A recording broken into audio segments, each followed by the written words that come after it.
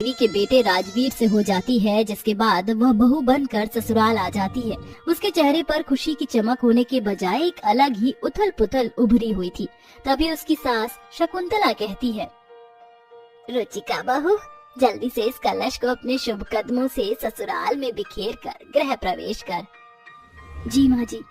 सुन बहू, शादी ब्याह के भाग दौड़ में तो थक गई होगी। आज रात निश्चिंत होकर नींद पूरी कर ले, क्योंकि असल मायने में ससुराल का सफर तो कल की पहली रसोई से शुरू होगा।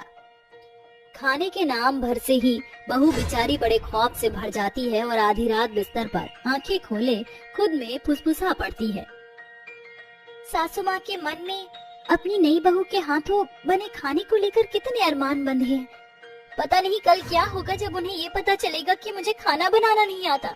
ये खौफ मुझे अंदर ही अंदर खाए जा रहा है। सुबह होने पर रुचिका साफ सफाई करने के बाद नहा धोकर रसोई घर में पहुंच जाती है। तभी उसकी सास रसोई में आती है। प्रणाम माँ जी, सदा सुहागन रहे। अच्छा सुन बहू, जैसा कि मैंने तुझे कल रात बताया था, तो तू पहली रसोई में पूरी, छोले और मीठे में हलवा बना देना। मैं मंदिर जा रही हूँ। सास के चले जाने पर बहू कहती है, मैं जानती हूँ कि आज के इस खाने की रस्म के बाद माँ जी मुझे घर से चलता कर देंगी, मगर मैं कोशिश करूंगी। बहू माँ अन्नपूर्णा का नाम लेकर खाना बनाने में लग जाती है। तभी उसके दोनों हाथ बिना रुके खुद ब खुद खाना बनाने में चल पड़ते हैं। ये मेरे हाथों को हुआ क्या है? ये खुद ब खुद खाना कैसे बना रही है, जबकि मुझे इस बात का इल्म ही नहीं कि इस खाने में कितना मिर्च मसाले डालने चाहिए। अभी सिर्फ 15 मिनट ही बीते थे, उतने में नई बहू ने अपने हैरत अंगेज हाथों से पहली बार रसोई का खाना बनाकर मेज पर परोस दिया। ये देखकर राजवीर बोलता है, अरे वाह रुचिका, इतने कम समय में तुमने खाना तैयार कर दिया। अरे बहू, इतनी जल्दी खाना बना दिया? तूने कहीं नंबर 1 बढ़ाने के लिए हड़बड़ाहट में अपने हाथों से कच्चा पक्का खाना तो नहीं बना लाई? मगर माँ, खाने की खुशबू तो बड़ी जायकेदार है, खाकर ही तय तकाजा कर लेते हैं ना। फिर बहू अपनी सास और पति को खाना परोसती है, जिसे खाकर सास अपनी बहू के हाथों की वाहवाही करते हुए कहती है, अरे वाह बहू, तेरे हाथों में तो जादू है। क्या जायकेदार खाना बनाया है तूने, तन मन खुश कर दिया। तेरे हाथों में साक्षात माँ अन्नपूर्णा विराजे बैठी है बहू। सास के मुंह से तारीफ सुनकर नई बहू बोलती है, अब मैं माँ जी को कैसे बताऊं कि जिन हाथों ने ये खाना बनाया है वो खुद मेरे बस में ही नहीं थे। नई बहू सारा दिन अपने कमरे में बैठकर हाथों को निहारती है। तभी एक साया उसके सामने आ खड़ा होता है। रुचिका बेटी। माँ आप? अच्छा हुआ जो आप मेरे सामने आ गई। माँ, मेरे हाथों को पता नहीं क्या हो गया, आज रसोई में ये खुद ब खुद खाना बना रहे थे। रुचिका, मैं वही राज तुम्हें बताने आई हूँ। हमारे घराने की बेटियों के हाथों को पुरखों के समय एक वरदान मिला था। कैसा वरदान माँ? दरअसल तुम्हारे दादा परदादा हर महीने की पूर्णिमा को भूखे भिखारियों को खाना खिलाते थे। इसलिए माँ अन्नपूर्णा ने खुश होकर फलस्वरूप ये वरदान दिया कि हमारे घर की बेटी की शादी के बाद पहली रसोई की रस्म में उसके दोनों हाथ नई बहू के जादुई हाथों में बदल जाएंगे। तुम्हारे जादुई हाथ किसी भी हालत में तुम्हारा साथ नहीं छोड़ेंगे। अलविदा बेटी। उस रोज से नई बहू रोजाना अपने जादुई हाथों से स्वादिष्ट खाना बनाया करती। एक सुबह शकुंतला अपनी बहू से बोलती है, अरे रुचिका बहू, जरा यहाँ तो आना। जी सासू माँ, आपने बुलाहट दी? हाँ बहू, वो क्या है, आज ना सुबह से तेरी सास को खीर खाने का बड़ा मन है, बना दोगी क्या? हाँ हाँ, क्यों नहीं माँ जी, सास का हुक्म सर आंखों पर। बहू झटपट से रसोई में आ जाती है और अपने जादुई हाथों से बोलती है, चल मेरे जादुई हाथ दे दो नई बहू का साथ। मेरी सासू माँ को खीर खाना है, तुम जल्दी से खीर का सामान यहाँ स्लैब पर रख दो। इतना कहते ही नई बहू के जादुई हाथ लंबे होकर हवा में लहराते हुए दराज में रखे खीर बनाने के सभी सामान को स्लैब पर बटोर देती है, जिसके बाद बहू के जादुई हाथ खीर बनाना शुरू करती है। देखो मेरे जादुई हाथ, खीर का दूध का खौल आ चुका है। अब चावल डालने की बारी, मुझे बताओ इतने दूध में कितना चावल जाएगा? बहू को उसके सवाल का जवाब मिल जाता है जब उसके दोनों जादुई हाथ 2 अंजुल चावल और 4 मुट्ठी चीनी डालकर पतीले में पका रहे खीर को घुमाने लगते हैं। कुछ देरी के बाद बहू के जादुई हाथ रुक जाते हैं। लगता है खीर पूरी तरह से पककर खाने के लिए तैयार हो गई, इसलिए मेरे जादुई हाथ रुक गए।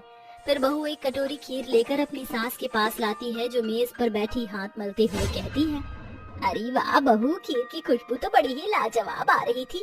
ऐसा लग रहा था जैसे रसोई में रसमलाई पक रही हो। जल्दी से परोस दे, खीर खाने के लिए मेरी जीभ लपलपा रही है। सास बेशुमार खीर खाने की खुमारी देखकर बहू जोर जोर से हंस पड़ती है। तभी खीर की खुशबू से मांद कर मोहल्ले की औरतें शकुंतला के घर में घुस आती हैं। अच्छा, तो ये खीर की खुशबू हमारी सखी शकुंतला के घर से आ रही थी। तू तो बड़ी चंट चटोरी निकली शकुंतला, अकेले अकेले ही नई बहू के हाथों का स्वाद चखे जा रही है। ला दे, अब तो ये खीर तो हम सहेलियों की खुराक बनेगी। ये देखकर अपनी सहेलियों के आगे सास के होठ जैसे सिल जाते हैं। बहू सभी को अपने हाथों से खीर परोसती है, जिसे खाकर पड़ोसन बोलते हैं, अरे वाह, बहुत खूब नई बहू, तेरे हाथों में तो जादू भरा है। कसम से कहती हूँ, ऐसा लग रहा है कि खीर में अमृत घुल मिला हो। तेरे तो भाग्य खुल गए शकुंतला, जो इतनी गुड़ी बहू मिली है। बहू के हाथों के स्वाद के आगे तो बड़े बड़े हलवाई भी फीके पड़ जाएंगे। अरे तूने तो मेरे मुंह की बात छीन ली रज्जो, और लाखों में एक बहू मिली है हमारी सहेली को, तभी तो रोजाना इसके घर की रसोई से लजीज स्वादिष्ट खानों की खुशबू आती है।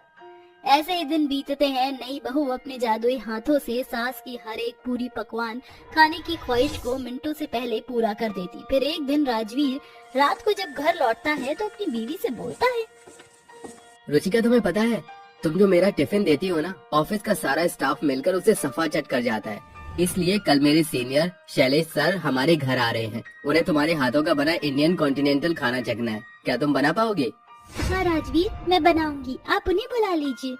अगले दिन बहू बाजार से खाना बनाने का सामान खरीद कर लाकर बोलती है, चलो मेरे जादुई हाथ, दो मेरा साथ, क्योंकि आज इस नई बहू को विलायती खाना पकाना है, जिसमें पास्ता, पिज्जा, मोमोज और नूडल्स जैसी चाइना टाउन का खाना है। इसलिए मुझे अपने जादुई हाथों की हेल्प की बेहद जरूरत है।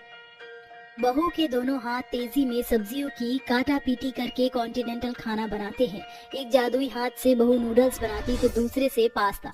कुछ देर बाद, शुक्रिया मेरे जादुई हाथ, तुमने मेरी बहुत हेल्प की। अब फटाफट से मेज पर खाना लगाती हूँ। थोड़ी देर बाद सभी चाय पीकर बैठकर खाना खाने लगते हैं और तभी राजीव का सीनियर शैलेश कहता है, भाई वाह भाभी, क्या कॉन्टिनेंटल खाना बनाया है। आप चाहे तो अपने हाथों के स्वाद से बड़े बड़े शेफ की छुट्टी कर दे। मजा आ गया। राजवीर, कल से तुम मेरे मैनेजर बनकर काम करोगे। Thank you so much sir.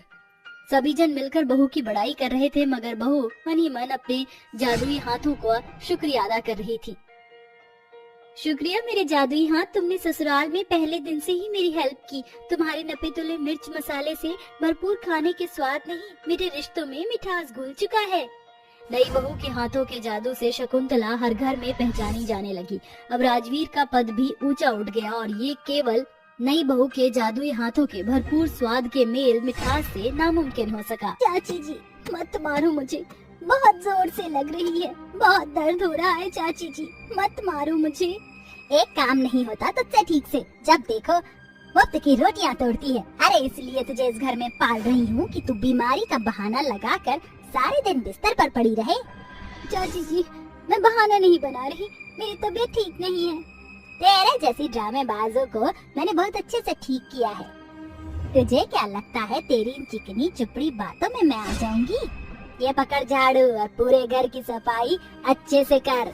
वंदना ऐसा कहकर वहाँ से चली जाती है, जिसके बाद बेचारी रीना तबीयत खराब में भी काम करने लगती है।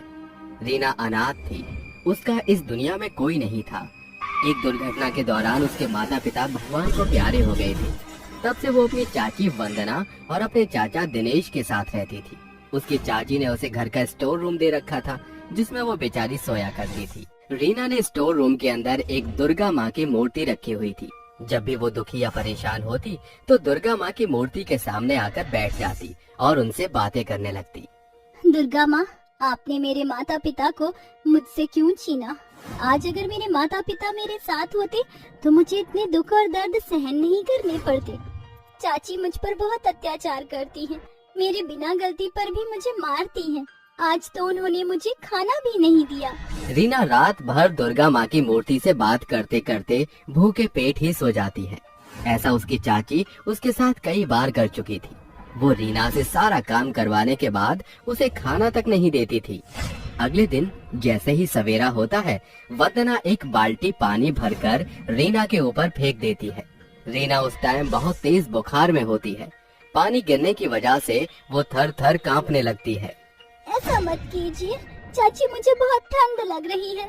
अच्छा, तुझे ठंड लग रही है? रुक, तेरी ठंड मैं अभी उतारती हूँ। अभी और बर्फ का ठंडा पानी लेकर आऊंगी और तेरे ऊपर डाल दूंगी। नहीं नहीं, मैं उठ गई हूँ चाची, ऐसा मत कीजिए, मैं अभी घर के सभी काम कर लेती हूँ।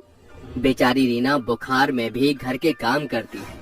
तभी उसकी चाची वंदना उसके पास आती है और उससे कहती है, सुन लड़की, सारे दिन तू काम चोरी करती रहती है। शाम को कुछ मेहमान आने वाले हैं, सब्जी मंडी जाकर रात के खाने के लिए सब्जियां ले आइयो। ये कहकर वंदना वहाँ से चली जाती है। जिसके बाद रीना जैसे तैसे घर के काम खत्म करती है और सब्जी लेने के लिए सब्जी मंडी निकल जाती है। रास्ते में वो जा ही रही होती है, लेकिन तभी अचानक से वो बेहोश हो जाती है और बेहोश होकर वहीं गिर जाती है। जिसके बाद वहाँ कुछ लोग उसे हॉस्पिटल में एडमिट करवा देते हैं। शाम होते होते 8 बज जाते हैं और वंदना अपने घर में बैठी हुई रीना के आने का इंतजार कर रही होती है। अरे ये कल मुही मनहूस कहीं की पता नहीं कहाँ जाकर मर गई। एक काम दिया था वो भी नहीं किया। आने दो इसे, आज इसकी खैर नहीं। वंदना गुस्से से आग बबूला हो जाती है। तभी रीना सब्जियां लेकर घर लौट आती है। रीना दिखने में बिल्कुल तरोताजा तंदुरुस्त लग रही होती है। वंदना उसे देखते ही उसे पकड़ती है और उसके मुंह पर जोरदार तमाचा मारकर कहती है, क्यूरी, कब से मैं तेरा इंतजार कर रही हूँ। आखिर कहाँ रह गई थी? कौन सी सब्जी मंडी में जाकर तू सब्जी खरीद रही थी? मुझे माफ कर दो चाची जी, रास्ते में मैं बेहोश हो गई थी, जिसके बाद कुछ लोगों ने मेरी मदद की। क्या कहा? बेहोश हो गई थी? अरे तेरी शक्ल देखकर कौन कह सकता है कि तू बीमार है। जा अब जाकर बढ़िया बढ़िया खाना बना। अगर खाने में कोई कमी हुई तो आज तेरा भूत बना दूंगी मैं। चाची जी, आप मुझे 5 मिनट दीजिए, मैं अभी खाना बनाती हूँ। ऐसा कहकर रीना सारी सब्जी रसोई में ले जाती है। जिसके बाद वो खाना बनाना शुरू करती है। देखते ही देखते वो 5 तरीके के अलग अलग भोजन तैयार कर लेती है। उसी वक्त मेहमान भी आ जाते हैं। वंदना मेहमानों को घर में बिठाकर रसोई में रीना के पास जाती है। अरे ऐसे हाथ बांधे क्या खड़ी है? मुझे तो पता ही था कि तूने अभी खाना बनाना शुरू भी नहीं किया होगा। खाना तो बनकर तैयार है, आप कहो तो मैं परोस दूं? ये सुनकर वंदना अचंभित रह जाती है। आखिर रीना ने 5 मिनट के अंदर खाना कैसे बनाया? वंदना एक एक करके सारा खाना देखने लगती है और अपने मन ही मन कहती है, खाना तो बिल्कुल ताजा है और गरम भी, लेकिन इसने इतनी जल्दी खाना कैसे बनाया? रीना सभी मेहमानों को खाना परोसने लगती है। तभी मेहमान खाना खाने के बाद खाने की बहुत तारीफ करते हैं। अरे वंदना, खाना तो बहुत अच्छा बनाया है। आखिर किसने बनाया है इतना अच्छा खाना? अरे ये खाना नहीं, ये तो अमृत है। ऐसा खाना मैंने कभी नहीं खाया। वंदना भी खाना खाकर हैरान रह जाती है। उस दिन के बाद से रीना घर के सभी काम झटपट निपटा लेती है। वंदना को कुछ समझ नहीं आ रहा होता। कहीं इस रीना के शरीर में कोई आत्मा तो नहीं घुस गई? मुझे इस बात का पता लगाना होगा। रीना घर में काम कर रही होती है। जिस फुर्ती से वो काम करती, वंदना उसे देखते ही रह जाती है। हे भगवान, ये सब मैं क्या देख रही हूँ? ये तो एक रिमोट कंट्रोल की तरह फुल स्पीड में काम कर रही है, लेकिन ये इतना सारा काम इतनी जल्दी कैसे कर रही है? और इसके अंदर इतनी फुर्ती कहाँ से आ रही है? बेहोश होने के बाद कोई इतना फुर्तीला कैसे हो सकता है? हो न हो इसके अंदर कोई न कोई तो चुड़ैल है। मुझे आज पंडित को बुलाना होगा। शाम होते होते वंदना अपने गांव के पंडित को अपने घर बुला लेती है। जिसके बाद पंडित घर में आकर हवन करना शुरू कर देता है। वंदना अपने साथ रीना को भी हवन में बैठाती है। जब तक हवन पूरा संपन्न नहीं हो जाता तब तक तुम यहाँ से जरा सी भी नहीं हिलोगी। एक तरफ हवन चल रहा होता है तो दूसरी तरफ वंदना की नजर रीना के ऊपर होती है। लेकिन तभी अचानक से दरवाजे से रीना की हमशक्ल घर के अंदर आती है, जिसे देखकर वंदना के होश उड़ जाते हैं। अगर रीना सामने से आ रही तो मेरे बगल में बैठी हुई लड़की कौन है? तभी वंदना के बगल में बैठी हुई रीना दुर्गा माँ के रूप में आ जाती है, जिन्हें देखकर वंदना उनके सामने हाथ जोड़कर खड़ी हो जाती है। साक्षात दुर्गा माँ, आप मेरे घर में थी और मुझे पता भी नहीं चला।